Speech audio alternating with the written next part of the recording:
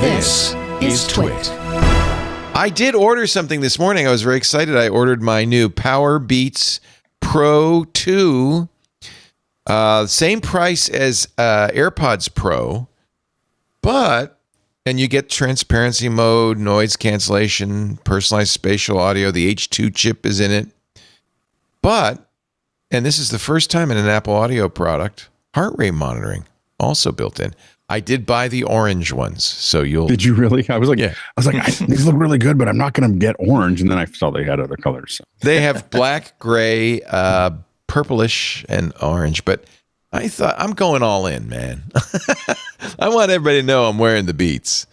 I just really want to see how well the heart rate works. The other thing I do like about it has an over-the-ear clip, and it's sometimes when you work out with AirPods, especially when I'm on my Peloton and my head's really shaking. It's the worst thing. You're on a Peloton, you're locked in bicycle clips, and then the AirPod falls out. It's really inconvenient. So I think that's what I want the hooks for. They're lightweight. I don't know if I like the Beats sound. My memory of it is it's a little bass heavy.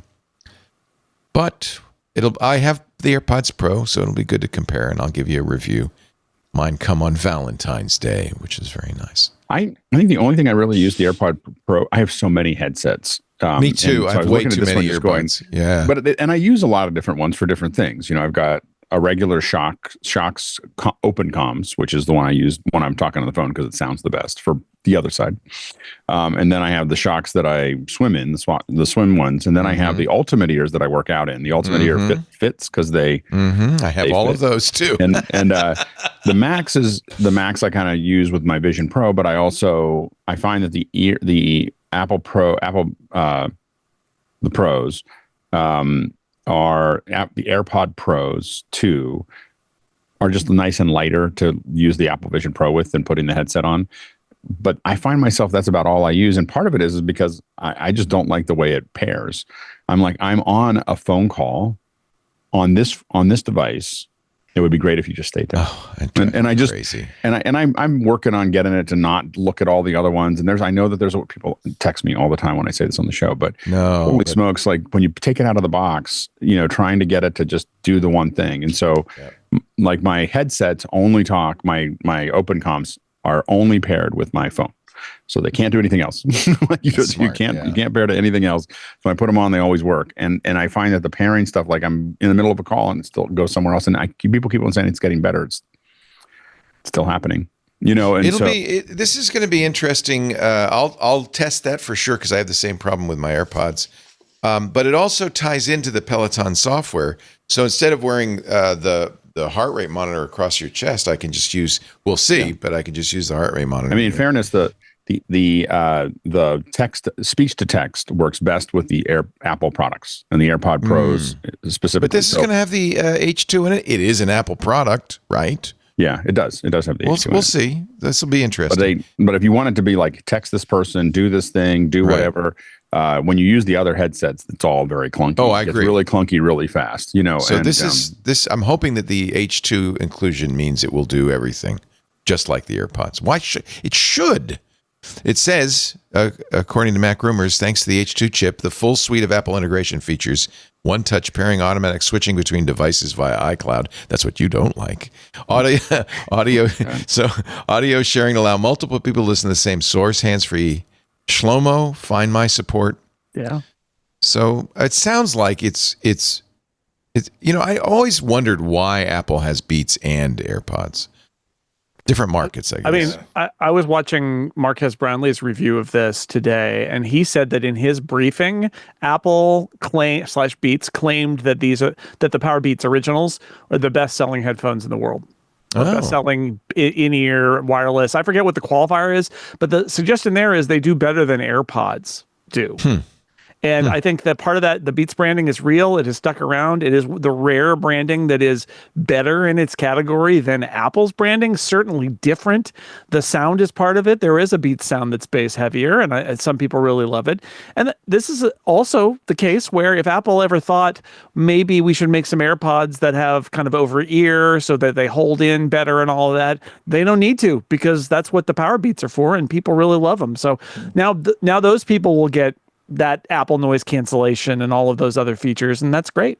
Yeah. And I think that I wonder how much that's affected by the idea that Apple AirPods feel like pairing them with anything other than an iPhone, you can do it just Sacrilege. as a basic dumb Bluetooth device, whereas a Beats set of headphones is ecumenical, Catholic, doesn't matter where it is. Yeah, I think that the AirPod Pros fit in someone's ear well. Just not mine. Like they fit okay, like they work okay. Well, that's why I want the over-the-ear. I'm constantly worried about them coming out, and I've tried the bigger ones and the smaller ones, and like all the different things. I've got a good seal on mine. Will this do the? Do you think it will do the hearing aid thing? Or is that going to be an AirPods exclusive? I mean, they didn't mention it, right? I'm unclear on what the difference is, because you'd think that it's got pretty much the same tech, but I know that, it's not necessarily all the same sensors, not the same noise canceling. So, you would hope that they would. Of course, they're even more obtrusive than AirPods Pro are. So maybe not, but that's why I bought orange. I thought I'm going all in. Nobody's going to miss it either way. So you might as well let your flag fly. Pick the color that's going to be easiest to find when you're emptying your pockets. That's precisely why I was going to get black. And then I thought, no, it'll hide. Those are to hide. I don't want to hide. I want to know exactly. Everything I have now lately is like, that's why I'm going to get a pair of silver. I know with my Shocks, pink or something, right? With my Shocks open comms, they're wiry, and if I set them on a pile of wires, I will be like, I don't know. Oh yeah, like it'll take I me know a long my time open to figure out what comms happened. are in this pile over here. I finally had to give them their own little special hook, and they're on my head or on the hook, but they can't. I did get for the AirPods Pro Max. I got the pink, which is really more orange, so they'll match. Yeah, they'll be nice. It'll be good. You're absolutely right, Alex. It's such a bummer that you might want these really beautiful $250 in-ear buds, no matter who makes them, because the sound is great. You can pair with more than one. You can keep connected to more than one device at a time. A, B, C, D, E, all these features you love, and then you get them, and the only thing you don't like about them is that they don't fit really comfortably, no matter how you do it. And it's annoying to me that the most comfortable pair of in-ear buds I have are a $22 set of USB-C buds that is found in a drawer.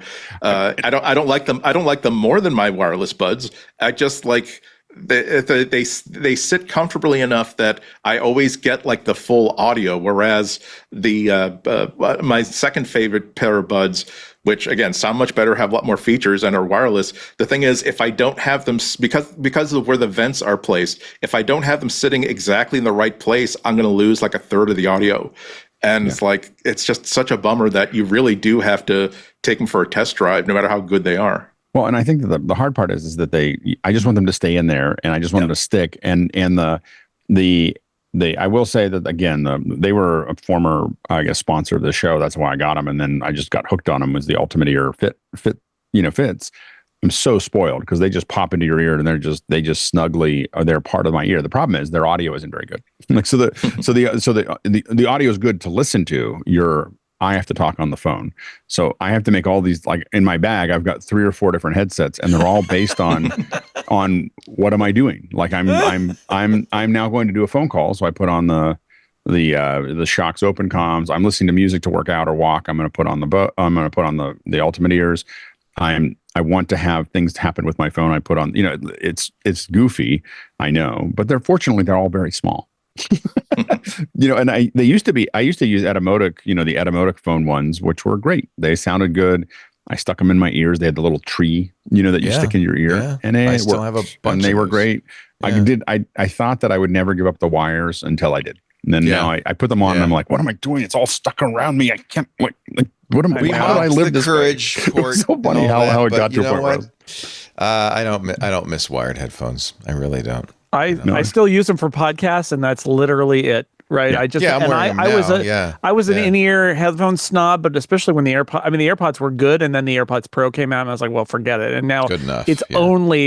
I'm only using these in-ears with wires for podcasts. That's literally it. Yeah. Everything else is I got to say that my favorite setup is still Bluetooth earbuds, but the kind that have the connecting wire.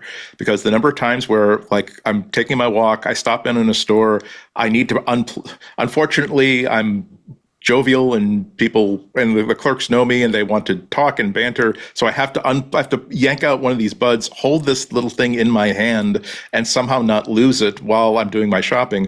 Whereas when it's connected by cord, you can unplug one, let it drop, and listen only with one ear, or let them both drop, have them wrap around your. I will say, you can buy, and you can buy like little silicone like straps that kind of do that same thing. But like my favorite is still going to be that variety of Bluetooth, and they're not. Unfortunately, they're way out of sync. I will say that I used to really make fun of people who had bone induction headsets because I just thought they looked goofy. But man, when you get used to it, being able to just sit there and hit stop and nothing's plugging your ears, you're just talking to someone and you hear everything around you. You can, even if you don't play it really loud. Yeah, you could do the dishes and listen to a book, and people could talk to you. And I love it. Yeah, they're kind of amazing. It's come a long way from the bone phone. Remember that? They used to advertise in the 70s in Rolling Stone. They'd advertise, and it was bone conducting headphones that somehow would hang around your neck. Yeah. It was like a scarf, a little rubber. Well, and the first time I'd ever heard it was when Google Glass had it, and I was like, "Whoa, what is that?" Yeah. Like, because you could feel it tickle you in the back, right behind your ear, and then yeah, so it's good. They're good. I'm just curious if they still sell bone phones. It's also. Oh, I think TechBone has a great video about it. I think he got one and basically confirmed that it's crap. Oh yeah, I knew that they always sent it off. Oh yeah, look, see they're like little. That is ridiculous. Yeah. The thing that's different about the aftershocks is they're actually on your temple, so it's like this was hanging around your neck. There are modern kinds that are like that. Bose and Couple make like essentially a collar that ends at your collarbones, so that.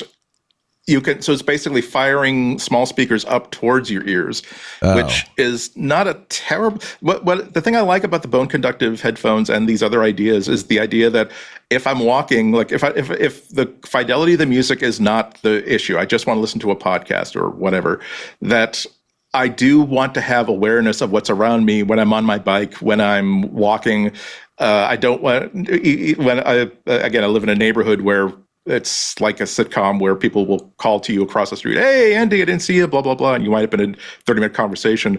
And if they don't see like your bright orange earbud, they wonder why you're all stuck up and whatever.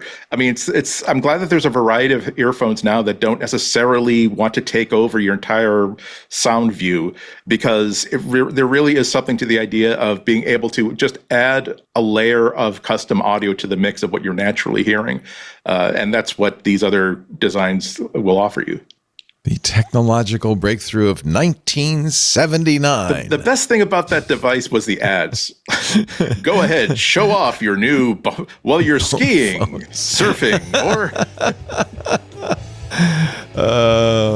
It was a different time, folks. It was a different time. We were excited about other things. It was easy to make us very happy.